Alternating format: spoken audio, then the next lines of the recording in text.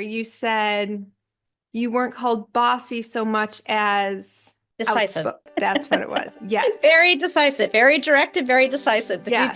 and diligent. We'd add diligent And into the diligent. Yeah. Of people.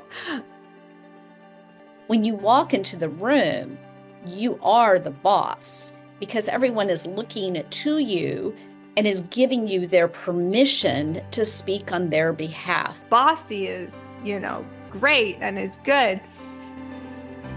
So, welcome to Hello, I'm Bossy. It's going to be an interview series where we talk to women about reclaiming the word bossy and turning it into something good and brave again. And we're here today with Lisa Gable, who's oh my goodness, a whole myriad of things, a five-time award-winning USA Today and Wall Street Journal best-selling author, a UN delegate, a US diplomat, a CEO. You have pretty much done it all and are still doing it all, as well as a wife and a mother.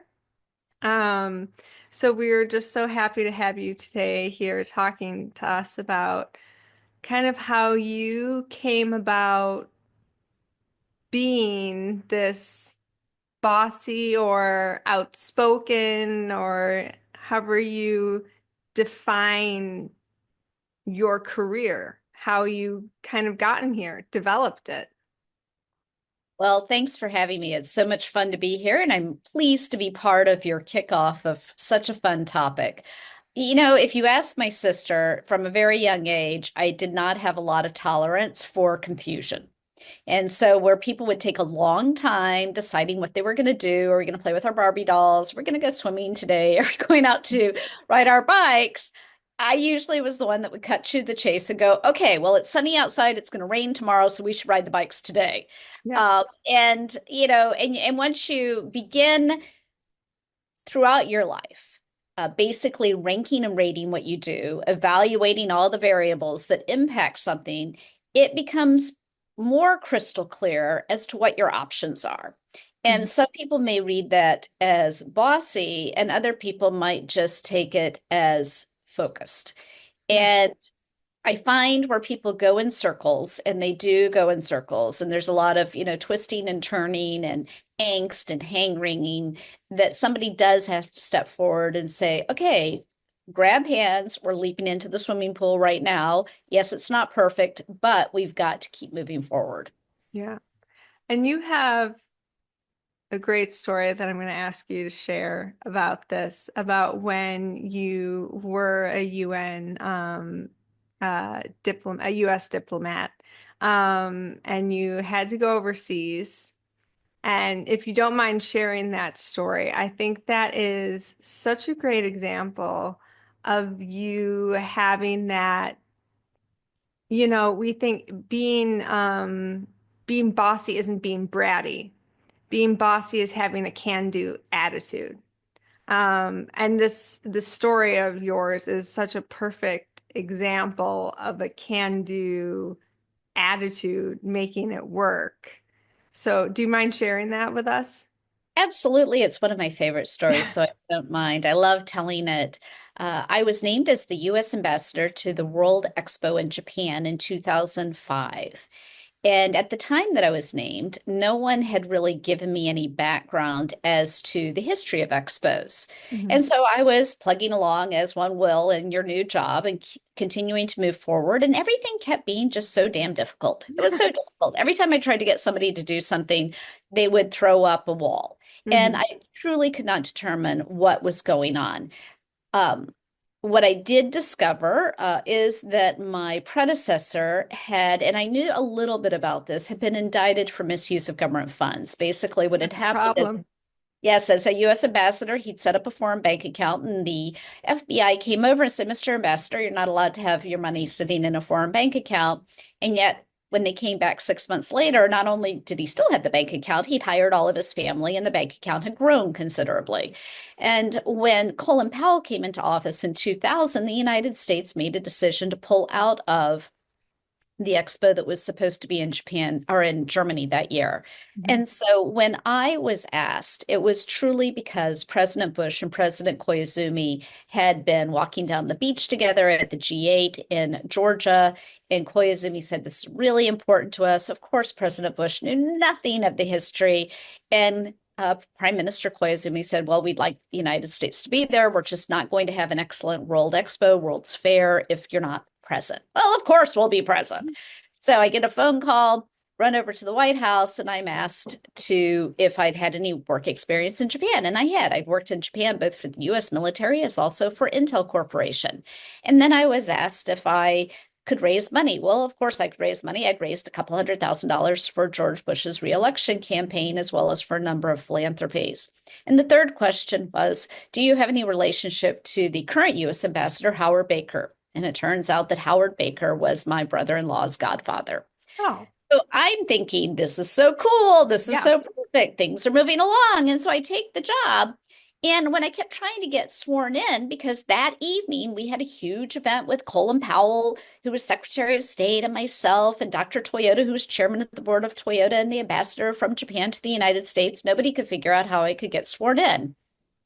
So finally, I said, "Well, what do you need to do to get sworn in?" And they said, "Well, you basically here's the oath of office. You need to find a notary." So I start calling around, and it turns out that Kinko's has notaries. So I called Kinko's and I said, "Do you have your notary on staff today?" And they go, "Yes, we do." I'm like, "Great. I'm going to be there in 5 minutes. Just tell her to wait for me." And so I walk into Kinko's Mhm. and I tell the woman that I need a notary. And she asked why. And I said, "Well, I need to be sworn in as a US ambassador." She's like, "Okay." So she runs back in her office and she gathers up all these little flags and she puts them out on the counter. And then she gathers everybody from around the copying machines. And I sit there and go, "I do so solemnly swear to protect and defend the Constitution of the United States from all enemies, foreign and domestic. So help me God." Get my piece signed, run back over to the State Department, hand it to everyone. And soon thereafter, I'm on global television signing the first half of a bilateral agreement at the State Department. Huge press event. So a few days later, I'm on my way to Japan, right? So I'm headed to Japan. My husband's driving me to Dulles Airport. And as we pull up to the gate or into the area where you let out in your car, the phone rings. And it's the lawyers from the State Department. I'm like, "Hi, how are you? Wasn't that a great event last night? I thought it was so much fun. Did you get to see everybody that you wanted to see? Wasn't it wonderful? The Japanese were so happy." And they said, "Yes, but we have a problem. Due to the financial malfeasance of your predecessor and the way in which the United States had pulled out of the last World Expo, no one's quite figured out how to pay for this trip." And I said, "Do you mean like the air flight?" "Yes, we don't know how anyone's going to pay for the airplane." And I said, and hotel rooms in Tokyo, the most expensive city in the world at that point?" Mhm. "Yes, that is a problem." And I'm like, "You mean when I'm supposed to be landing tomorrow and signing the second half of a bilateral agreement?" "Yes, we don't know how you can do it." I hang up the phone. I turn to my husband and he said, "Well, you can't embarrass the president of the United States and you can't embarrass the country. And you were on global television last night signing the first half of the agreement." So Mhm. Jim and I made a decision to pay for the trip. And what we discovered later, as someone came, when I went to Japan and I came back and I really thought about what's going on here. And I soon learned that the history of the World Expo was for 150 years, people had overspent. There was always an inspector general's report. Somebody was always in trouble. And I've never gotten in trouble in my life. I'm a goody two shoes. My first security clearance took 2 weeks. The FBI said it was the fastest one they'd ever done. One of those questions, "Did you ever do these things in college?" And the answer was no, I didn't. I didn't do any of those things. And so, essentially what I did is I started ranking and rating. I started applying business principles, and I quickly designed a mechanism by which we could raise money legally, underwrite all the cost, and we ended up with actually a financial surplus. And in 175 years, I am the only person that has done that. What I don't, what I have never quite understood, and this is the anxiety in me of this, is how you were able to make so many decisions so quickly. And I guess this goes back to your childhood, right? That you've always been this person who, And when we were talking earlier, you said you weren't called bossy so much as Decisive. decisive. That's what it was. Yes. Very decisive, very directed, very decisive. The two Yeah. D and diligent. We'd add diligent And into the diligent. Yeah. And those are all of the terms that I think bossy encompasses and gets this negative label put on it. But how throughout your life, when you were, and there's this great picture of you, we'll have to include it, of you in the military, right? You were, and it's you, and you are a petite woman surrounded by men. How were you able to keep that spirit, even when faced with, I mean, it was like the 90s and it wasn't this he for she sort of an attitude that we are growing now. How are you able to keep that spirit and make these decisions and be so bold? Well, one thing I knew, and especially when I went into the Pentagon when I was 21 years old, working under Ronald Reagan, and I was the youngest political appointee there, one of the only women there, it I was going to also Georgetown at nighttime for a master's that was 85% men. And most of the men in my classes were military men in their 30s, early 40s who were working on a promotion. So their first star or a promotion to senior executive ranks within the intelligence agencies. I never fit, right? I Mhm. didn't fit. And I knew that. Like if you actually know that you truly do not fit walking into a situation, I actually believe that it is easier, and here is why. I weighed 95 pounds. I was 5 feet tall. I looked like I was 12. I understood that. I Right. understood that walking in. So it could have either intimidated me or I could have been bound to determine, which I was, to do a really, really good job, make sure that I thought carefully and did my homework in advance to ensure that when I had something to say, that it was based on fact, that was based on information, that I wouldn't come across sounding silly. Right. And also not having an expectation that I was going to be initially accepted. But gosh darn it, I was going to make sure they liked me and I was going to make sure they respected me. And and they did. One, I was unique, right? I was an anomaly. I didn't, so they were always interested, right? They all want to find out about you. What's the story Right. here? It's at Georgetown. There was a woman who was working on her PhD. She was also 21. She was also my size, and she was doing hers on nuclear deterrence theory. So trust me, Oh, she wow. was far more interesting and impressive than I've ever been. And so she was this, protege, and we just teamed up and worked the room and made sure that we always had a seat at the table. And what happened is they turned from amusement to respect. And I would say that is the place that you want to get someone to. Where I think women have a problem is when they go charging into the room and they decide that they're going to be just like one of the guys. Well, Mhm. there's no way for me to do that. There just wasn't. Yeah. Even I could understand if a tall woman who had more of a physical presence felt that they had the ability to do that. But the reality Right. is, when you look at that picture, no, no. So then what do you have to do? You have to gain their respect. And you gain your respect by doing your homework. You gain your respect not by talking all the time, not being the first one that says anything, but you Hmm. wait till the lull in the conversation and you say that one thing that you've been dying to say throughout. And and every time, every single time, I have always had the room readjust and they go, well, like Lisa said. Hmm. And once you pivot to, well, like she said, then you own the room. Yeah. And I think that's another mistake or common misconception that bossy also means that you are always talking Mhm. and that you are, like you were saying, always the largest presence in the room. And that's not what that means either. That's the negative view of it. But even, we started this podcast series, based on an experience that my daughter had, with being 9. telling another child in her class that it was a working snack, that they could have a snack and they could work at the same time. And a teacher informed her that that was, being bossy when it could have been seen as being instructive or being even helpful, to another student.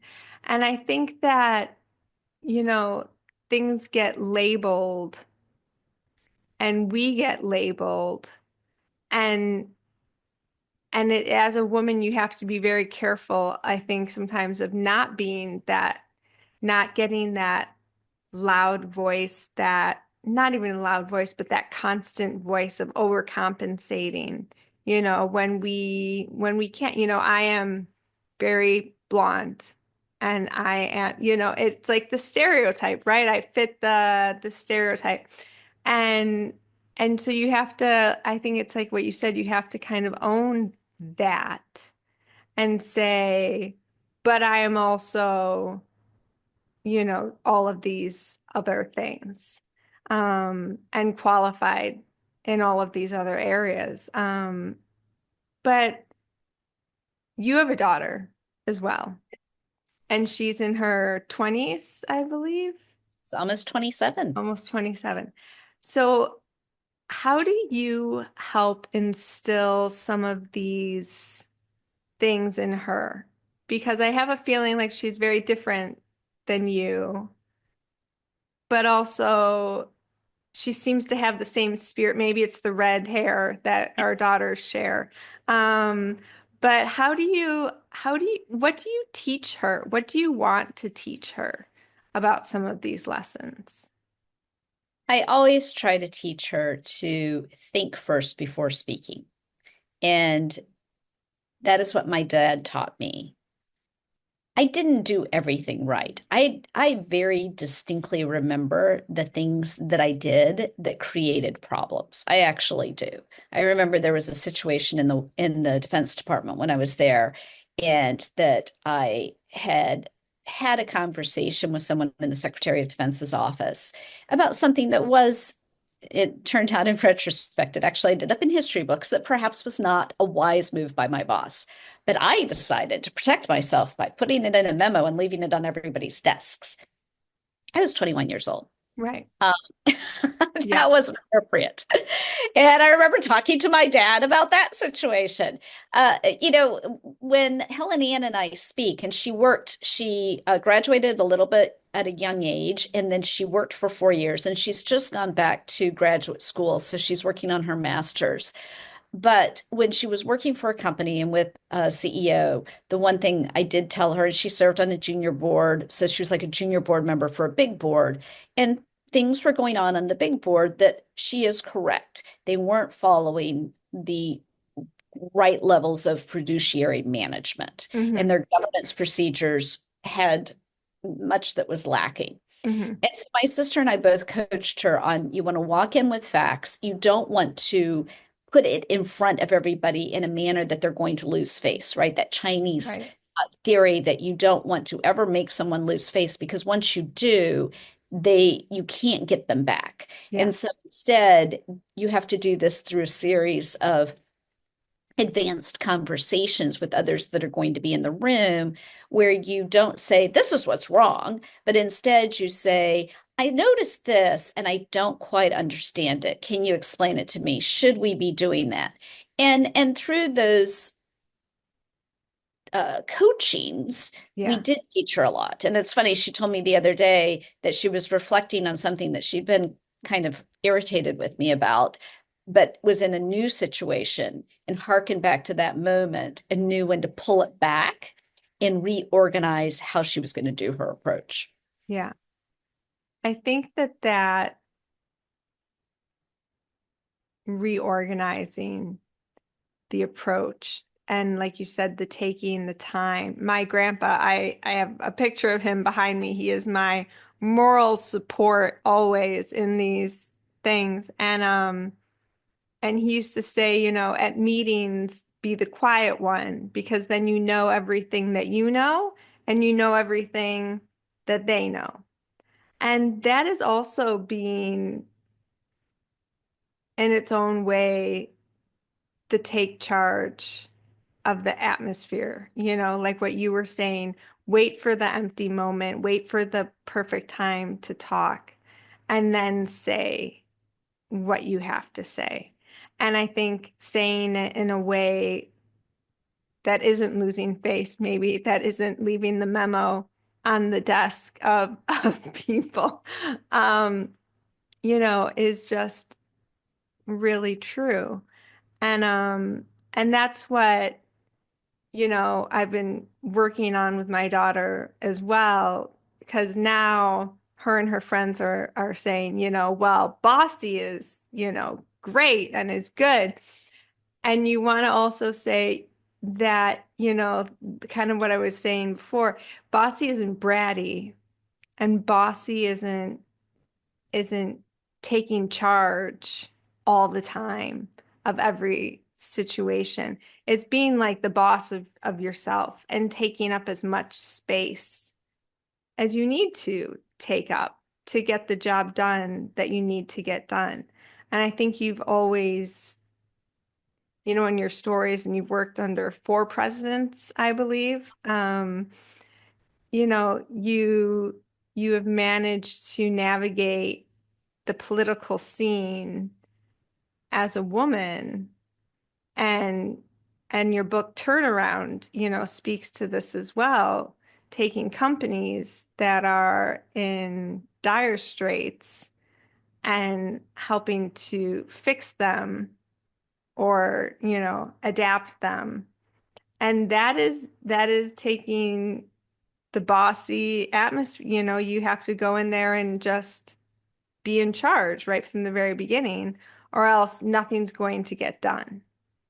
And how do you, when you get to these companies, like in turnaround, and you have to be that in charge person, how do you worry about people hating you? Oh, always. And there are those who do, especially if they lose their job or you take away Right. their favorite thing.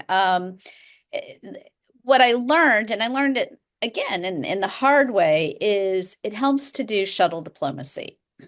And what shuttle diplomacy does is that you become the person that goes around from person to person and asks them, say, I recognize there's this problem. How would you like to see these things working? Do you see anything that may not be working effectively?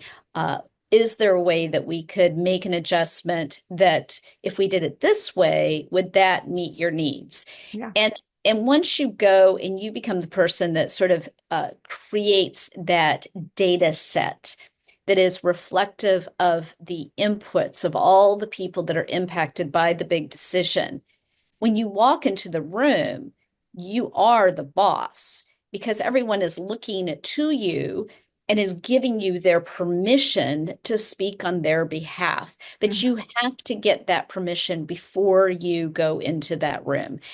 Otherwise, you will get shot down. And Yeah. people learn that in politics all the time. I think we can see that playing out in Washington, where people might have, on both sides of the aisle, gone in with very stringent, press conferences or commentary by somebody else, and they didn't bother to do the homework, and they didn't create enough of a dynamic where people gave them permission to represent their voice. And Yes. just because you voted for somebody or they voted for you, you still don't have permission to represent their voice unless you go back and ask them their opinion on certain things. Yeah. But, it's not like we just gave you the crown for 6 years and you never have to go back to your district. You should have your ear to the ground and you should be reflecting what people tell you. And Yeah. that's the way it is in business. Yeah.